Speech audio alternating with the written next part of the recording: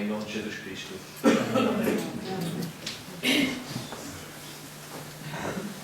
Então, bom dia a todos, irmãos, irmãs em Cristo. Quantas vezes é que nós usamos objetos de maneira errada? Quantas vezes? Já não é a primeira, não vai ser a última, de certeza, que quando o meu pai me vê a tentar desenrascar ou a tentar arranjar alguma coisa, ele diz: o que é que estás a fazer? Olha que tu vais-te aleijar com isso.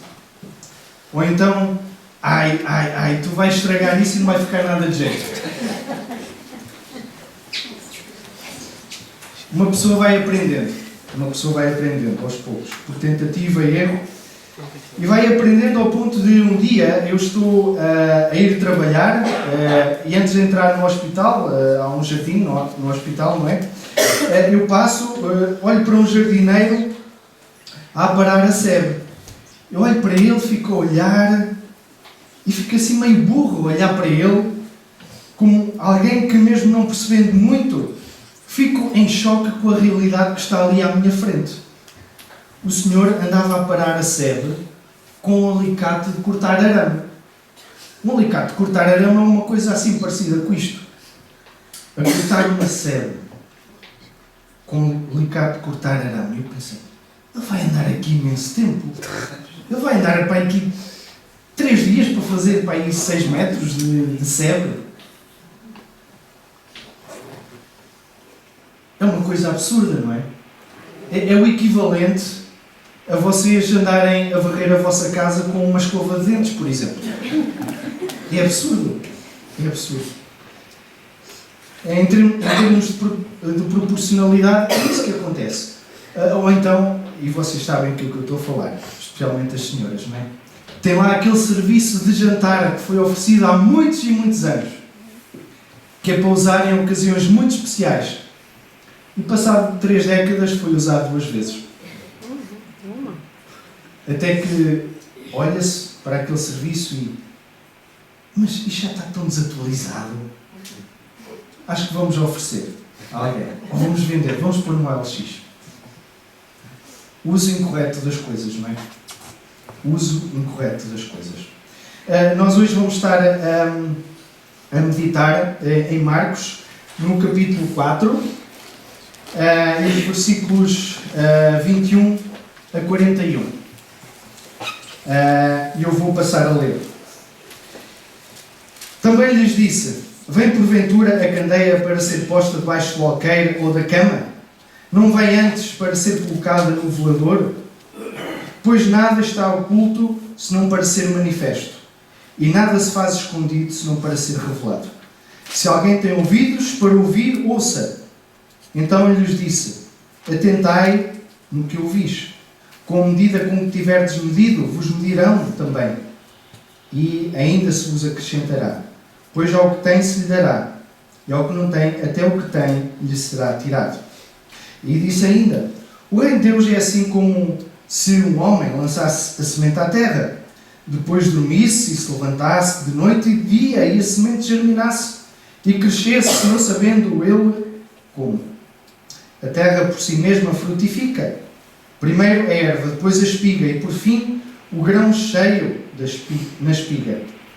E quando o fruto já está maduro, logo se lhe mete a foice, porque é chegada a ceifa.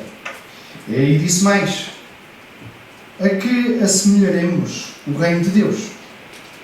Ou com que parábola o apresentaremos? É como um grão de mostarda que, quando semeado, é a menor de todas as sementes sobre a terra.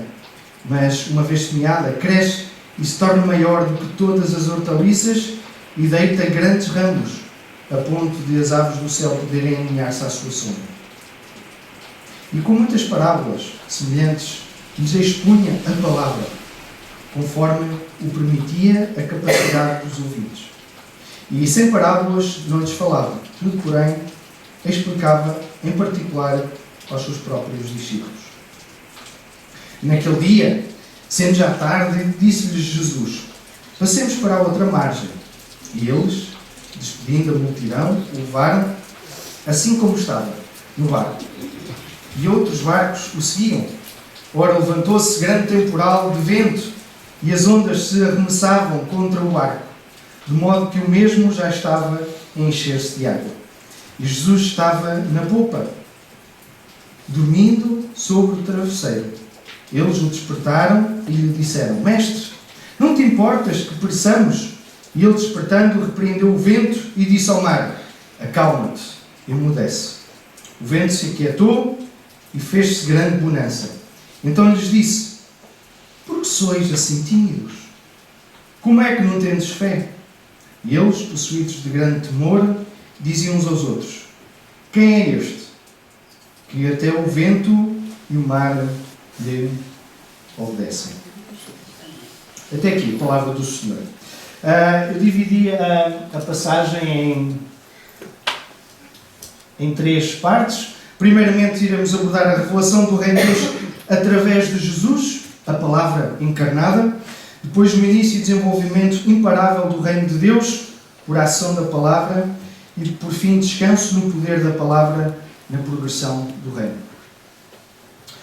A revelação do Reino de Deus através de Jesus, a sua palavra encarnada. Lamparina. A lamparina é um dos símbolos da enfermagem. Eu sei, culturalmente associam a enfermagem, pensam logo em seringas, em pensos, mas não. Conceptualmente, a lamparina é o símbolo da enfermagem. A lamparina era usada num contexto de ausência de eletricidade. Teve início a enfermagem com a Florence Nightingale, lá no século XVIII, e nos turnos noturnos recorria-se a elas, às lamparinas, para iluminar e ver a condição dos doentes e prestar algum tipo de cuidado à luz desta lamparina.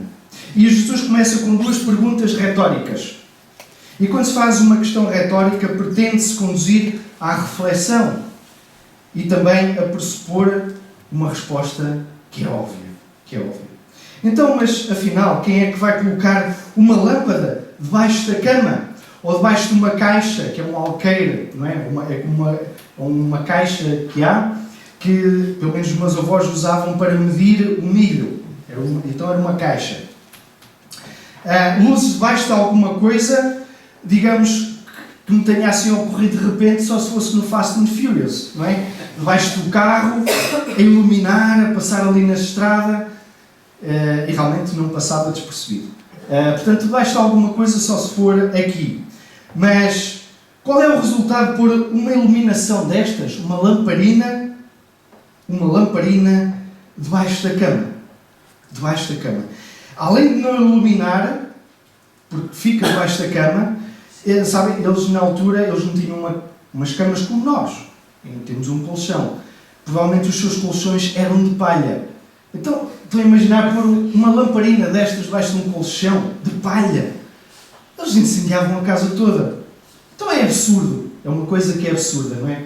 É o que nos quer dizer estas perguntas retóricas. Olha, isto é absurdo pôr uma lâmpada debaixo de uma cama ou debaixo de um alqueire. Jesus está a usar uma coisa absurda para fazer ver uma realidade bem concreta. É como que um desbloqueador de entendimentos limitados. A candeia, pela luz que emana, vem para manifestar, para pôr a descoberto o que ainda não está, para revelar aquilo que as trevas escondem. O termo grego deste verbo vem, porventura, a candeia.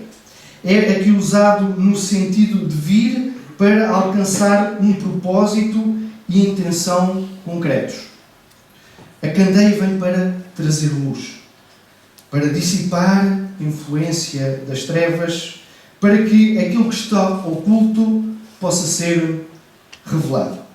Então, o que é que está oculto e o que é que tem necessidade de ser revelado? Duas coisas. A condição do povo e também a identidade da luz que é emanada da candeia. Primeiramente, a condição do povo. O povo que jazia em trevas viu uma grande luz, e aos que viviam na região e sombra da morte, resplandeceu-lhes a luz. A realidade bem concreta é esta, e que é um sério problema. O povo estava em trevas e vivia na região da sombra da morte. E por isso eles precisavam de luz para os fazer ver e sair da sua situação de trevas. Uma situação de cegueira e morte espiritual, por causa do pecado e a consequente separação de Deus pela eternidade. E a identidade da luz, que é emanada da candeia, é: lâmpada para meus pés é a tua palavra e luz para o meu caminho. A palavra de Deus, como até já cantámos aqui esta manhã, é a luz que nos vem mostrar aquilo que está encoberto. Que, a bem dizer, é esta nossa condição perante Deus. A nossa necessidade de arrependimento, a existência do pecado e a esperança que há na boa nova do Evangelho. E João diz, logo no início do seu Evangelho: no princípio era a palavra, e a palavra estava com Deus, e a palavra era Deus, e aquele que é a palavra estava com Deus no princípio. Todas as coisas foram feitas por intermédio dele. Sem ele, nada do que existe teria sido feito. Nele estava a vida, e esta era a luz dos homens. A luz brilha nas trevas, e as trevas não o derrotaram. Esta palavra habitou connosco, tabernaculou connosco. Ele fez-se carne. Então lhes disse, de novo lhes falava Jesus: o quê? Eu sou a luz do mundo. Quem me segue não andará em trevas, e pelo contrário, terá a luz da vida. Então Jesus é esta palavra que traz luz. Ele é a palavra falada. Ele é a palavra vivida. Ele é a palavra explicada. E outro propósito da candeia é revelar precisamente esta identidade de Jesus. A presença do reino de Deus entre os homens. A encarnação desta palavra. E é esta palavra que é luz para o caminho e lâmpada para os pés. É esta a palavra que nos dá a direção certa para a nossa vida. Jesus. No versículo 33 vemos que Jesus expunha a palavra através de parábolas. Portanto, as parábolas eram um meio através do qual a palavra era revelada a quem tinha interesse em ouvir e ia sendo semeada no coração dos que tinham ouvido, ia crescendo, ia tomando forma. E por isso no versículo 22, 23, nós somos desafiados a ouvir esta palavra, a estar atentos ao que Jesus tem a dizer. Se alguém tem ouvidos para ouvir, ouça. Ouça. Talvez, como não faz sentido e é absurdo esconder a candeia debaixo da cama ou alqueire, também não faz sentido e é absurdo ocultar a revelação desta palavra. Ignorar a revelação desta palavra. Não dar ouvidos a esta palavra. E por isso não deve ser escondida, mas ouvida, anunciada e partilhada. Os versículos 24, 25 apontam-nos para uma advertência. Os que ouvem serão aceitos, e os que resistem serão rejeitados. Aos que se interessavam em aprender, Jesus anunciava-lhes os mistérios do reino de Deus. Aos desinteressados, aos que de modo arrogante e orgulhoso, cheios de si próprios, se viam como sábios, como os arautos da verdade, estas verdades simples e profundas do Evangelho não lhes era revelada. E por isso ele falava em parábolas. O ensinamento de Jesus sobre quem é capaz de receber a sua mensagem. E quem não é, implica que o mistério do reino de Deus já foi revelado por Jesus. Aqueles que estão dispostos a aceitá-lo podem recebê-lo. Estas passagens esclarecem que abraçar o reino dos céus significa agir obedientemente de acordo com os propósitos de Deus. E a saber o quê? Que a vida eterna é esta: que te conheçam a ti só por único Deus verdadeiro e a Jesus Cristo, a quem tu enviaste. Então nós somos encorajados, somos incentivados a partilhar a palavra do reino para os outros e a não escondê-la, porque é o que conduz à vida eterna. Não faz sentido e é absurdo escondê-la. A luz da verdade não nos é dada para ser retida, mas para ser partilhada e proclamada. Precisamos repartir com outros esta luz. Precisamos compartilhar com os outros os tesouros da graça de Deus. Não podemos enterrar os nossos talentos, nem esconder a nossa própria luz, que é um reflexo da glória de Deus que nos alcançou. Não podemos calar, nem nos omitir de forma covarde. Em dias em que a verdade é distorcida pelas redes sociais, manipulada até pela inteligência artificial, é crucial que nunca lemos esta verdade. E como disse William Barclay, o propósito da verdade é que ela seja vista. Nós devemos entender que a verdade jamais pode ficar escondida. E há algo indestrutível na verdade, não é? Que diga a Mariana Mortágua com a questão da renda da avó, não é? Como isso tem sido desmontado e tem sido falado imenso. Os homens podem resistir, podem negar a verdade, manipular, nunca a irão destruir. Pode-se atacar, torcer e reprimir, mas jamais prevalecer sobre a verdade. Porque, afinal, tudo será uma questão de tempo. Tudo será uma questão de tempo. A verdade vai prevalecer sempre, mesmo que isso nos pareça algo distante. As notícias de guerra ou política deixam-nos sempre a pensar que a informação que nós temos é apenas aquela que nos querem transmitir, que nos querem dar. Mas como será nos bastidores? Nós nem imaginamos o que se passa nos bastidores. Mas uma coisa é certa: no dia do juízo final, no final dos tempos, aqueles que escaparam da lei, que saíram ilesos dos tribunais, ou aqueles que praticaram os seus pecados longe dos holofotes, terão os seus pecados anunciados publicamente. E todos confessarão que Jesus Cristo é Rei. A verdade pode demorar a revelar-se, mas não será esquecida. Então não há motivos para ser escondida. Há motivos para ser revelada. Devemos também refletir sobre aquilo que ouvimos. Jesus enfatizou várias vezes neste capítulo a imperativa necessidade de prestar atenção àquilo que ouvimos da parte dele. John Ryle diz que ouvir é a principal avenida através da qual a graça é plantada na alma humana. Então a fé vem pelo ouvir. Ouvir o quê? Ouvir a palavra de Cristo. A palavra do reino. Somos incluídos em Cristo quando ouvimos a palavra da verdade. E pela pregação da palavra, a glória de Deus é também manifesta. Porque é a forma dele se revelar a nós, homens e mulheres. A fé é alimentada por ouvirmos a palavra de Deus.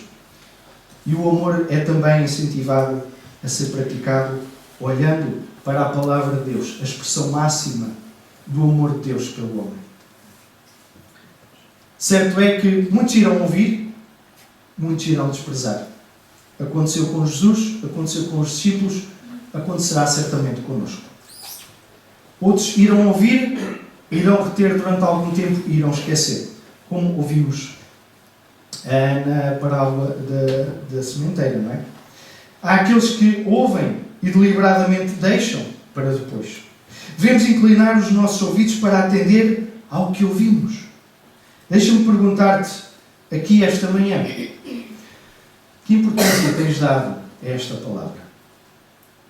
Como é que tens deixado que ela te influencie? De que forma é que a tens cultivado na tua própria vida? Que ouvidos tens dado aos seus ensinamentos, às suas advertências, à exposição do teu pecado? E de que forma é que ela influencia a tomada de decisões na tua vida, nas suas mais diversas dimensões? O início, passamos para o segundo ponto, o início e desenvolvimento imparável do reino de Deus por ação da palavra. Talvez os discípulos tenham sentido desencorajados pela forma como a semente que é lançada caia em diversos tipos de solo, com resultados também diferentes e proporcionalmente decepcionantes. Afinal, perder 3/4 da sementeira é terrível. Não há nenhum negócio de agricultura que possa subsistir dessa maneira. Mas nós estamos aqui a falar sobre a economia do reino. E o sucesso que se tem não pode ser apenas a confiar ou a depender da resposta humana. Não. Deus é esse que é o soberano. É preciso entender que a semente a ser lançada é a palavra de Deus. Embora o semeador não tenha inicialmente nenhuma evidência e resultado do seu trabalho, a semente lançada à terra desenvolve-se independentemente do entendimento ou de qualquer ação do semeador, não é? Nós não colocamos uma semente na terra e vamos lá com um desfibrilhador, desfibrilhamos, não é? Para ela ficar com vida. Isso não acontece. Não acontece isso, pois não, Vitor. Não vais lá com um desfibrilhador para fazer crescer a semente. Ela, naturalmente, irá crescer quando é lançada à terra. Ele sabe que o agricultor, deixando o grão em contacto com a terra, ela irá germinar. E por isso ele pode ficar tranquilo. É uma responsabilidade que não cabe a ele. Ele entrega o processo de germinação a Deus, que opera por meio de mistérios que são desconhecidos ao próprio semeador. É um processo em tudo semelhante à fecundação. A união da célula masculina com a célula feminina leva a um processo automático e instantâneo de divisão e de multiplicação contínuos, ordenados de forma intencional na formação de um pequeno ser humano, até o momento em que tudo está pronto para ser dado à luz. Apenas obedecer, semeando, e confiar, esperando nos resultados que possam surgir. Não estarão dependentes de nós.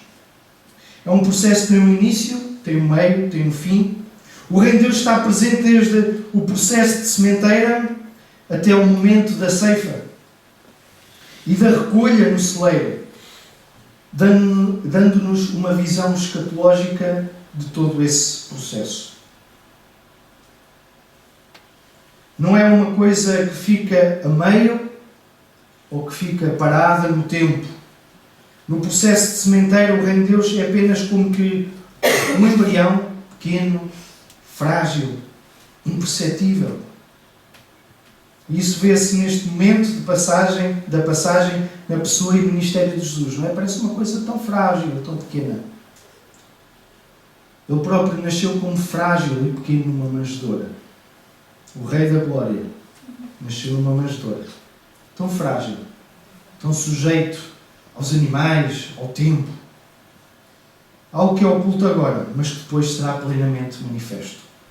A sementeira é feita com resultados que por vezes parecem tenues, parecem decepcionantes na nossa perspectiva. Muitos problemas que surgem e tão poucos resultados. Mas é preciso ter paciência. Sabem, aquela paciência de um agricultor ecológico. Nós temos visto a manifestação de agricultores por toda a Europa porque a União Europeia está a tentar implementar a transição de um paradigma de produção na base de pesticidas e herbicidas para um processo, para um paradigma mais ecológico. Isso tem implicações na produção, na concorrência, com países fora da União Europeia. E nós gostaríamos de preparar realmente hoje a terra, lavrá-la hoje, e amanhã acordarmos com uma horta sublime. Mas o processo não é assim. O processo não é assim. É preciso paciência. Esperar no tempo do reino, que a seu tempo proporcionará o crescimento e o desenvolvimento do fruto, para depois, no fim dos tempos, fazer a colheita e recolhê-la no seu celeiro. Então isso deve encorajar-nos, não deve deprimir-nos, não deve decepcionar-nos. Encorajar-nos e, sabem, até aliviar-nos da pressão, porque a nossa responsabilidade é semear, não é exigir o crescimento. Porque o crescimento, a maturação, a colheita caberá ao Senhor. Ele está a construir o seu reino de acordo com os seus próprios planos, de acordo com a sua agenda e não é de acordo com a nossa. Pessoas são convidadas a ouvir e recebê-lo, depois homens e mulheres são desafiados a semear, mas é Deus que tem o controle soberano do crescimento. E graças a Ele por isso. O fruto deve amadurecer para depois ser colhido. E uma verdade central é que o reino de Deus cresce de qualquer maneira.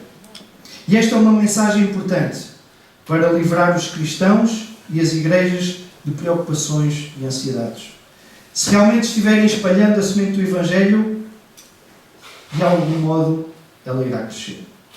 A parábola do semeador retrata a responsabilidade humana e a da semente, a soberania de Deus. A do grão de mostarda mostra o resultado e que será um crescimento abundante. O reino chegou efetivamente com um bebé deitado na manjedoura. Jesus nasceu numa família pobre, numa cidade pobre, cresceu como um carpinteiro pobre que não tinha onde reclinar a cabeça. Os apóstolos, eles eram iletrados. O Messias foi entregue nas mãos dos homens. Foi preso, foi torturado e crucificado entre dois criminosos. Os seus próprios discípulos o abandonaram. A mensagem da cruz foi um escândalo. Para os judeus, foi uma coisa louca, absurda para os gentios, e em todas as coisas do reino, o que é que se vê? Fraqueza. Vê-se fraqueza. Aos olhos do mundo, o começo da igreja reveste-se consumada de fraqueza.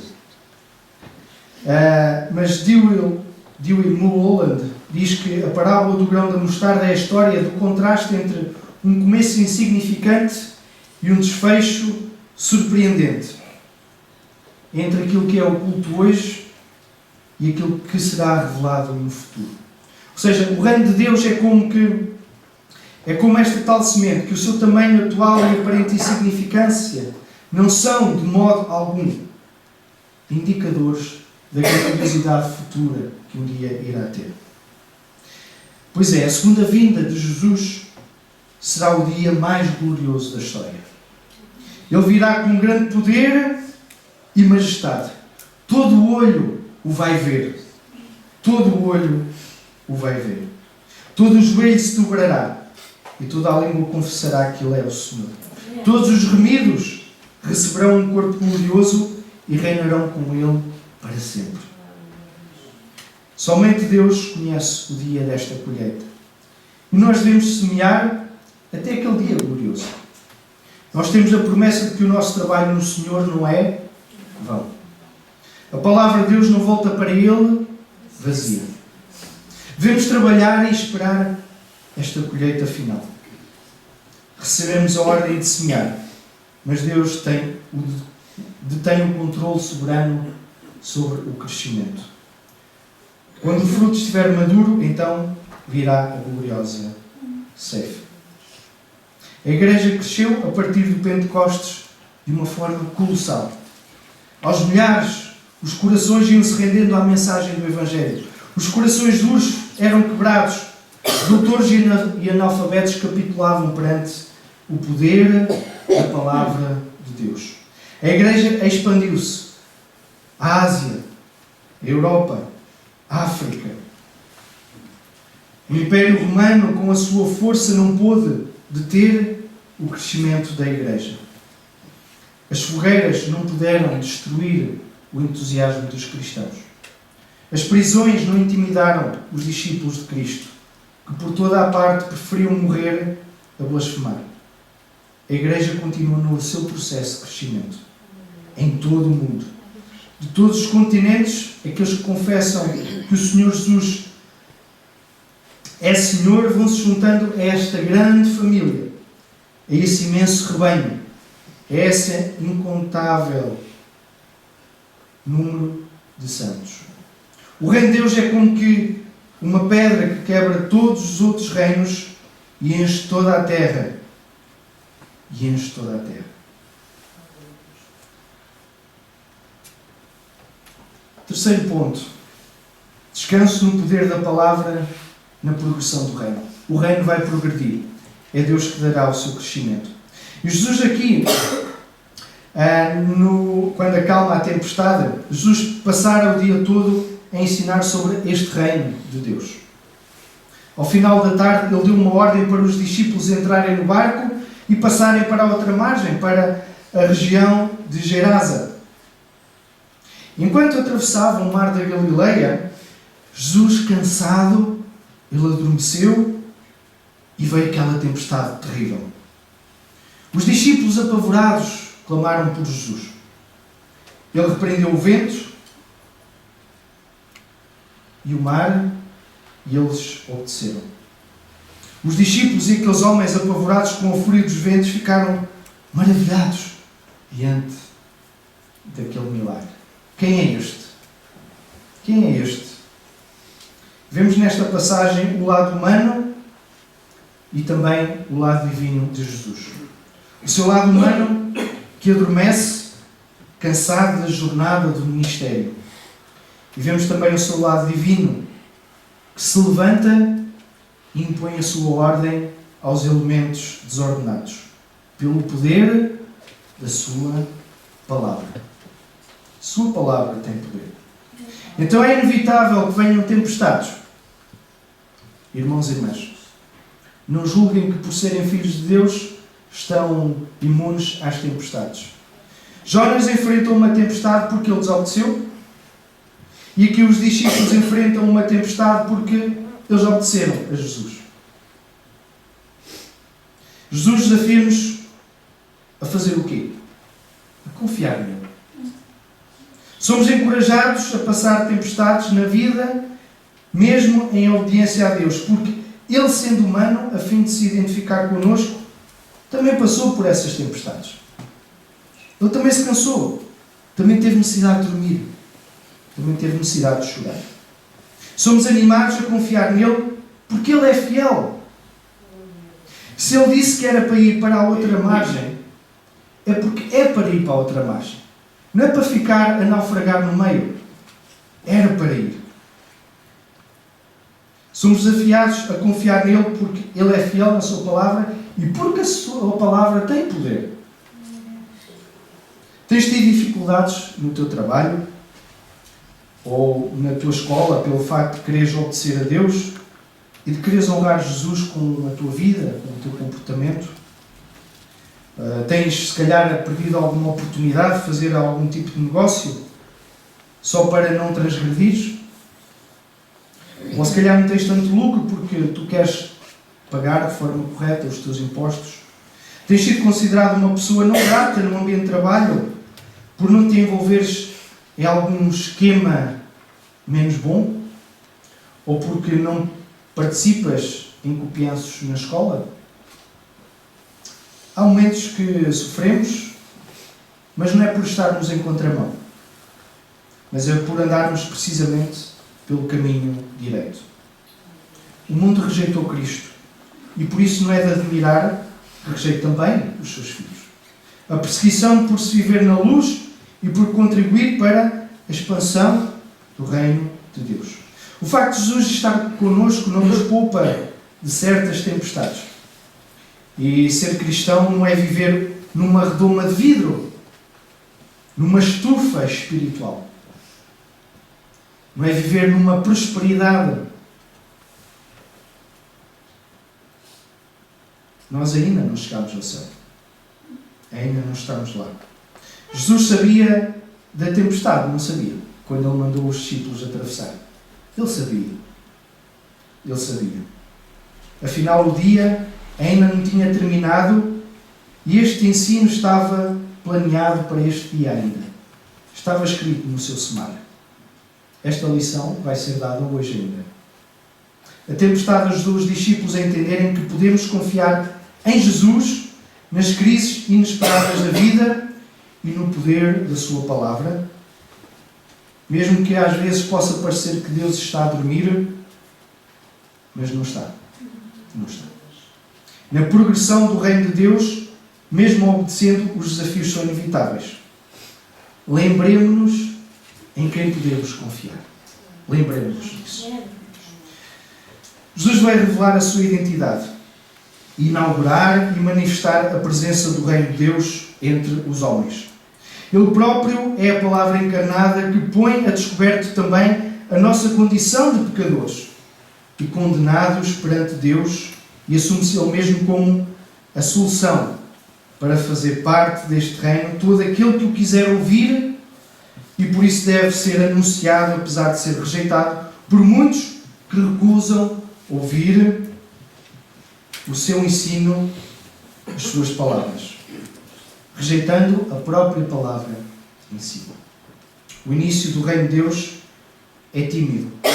Não depende do semeador, mas do Senhor do semeador. Apesar de parecer frágil e pequeno, o desenvolvimento do reino de Deus é imparável. É imparável. Porquê? Porque a sua palavra é fiel, a sua palavra tem poder, a sua palavra dá vida. E porque é viva, produz vida, a ponto dos frutos serem colhidos um dia na glória. Na progressão do reino de Deus vale a pena confiar e descansar neste Mestre, porque Ele tem todo o poder. Ele não nos deixará, nem nos desamparará. Sintamos-nos encorajados para poder falar de quem é Jesus. Seja aqui, na Comunidade da Graça, seja no evento de Marco Drama que vamos ter, sejamos encorajados do que Ele veio mostrar e inaugurar, para que mais pessoas se possam juntar a este reino. Reino este que jamais terá fim. Que Deus nos abençoe.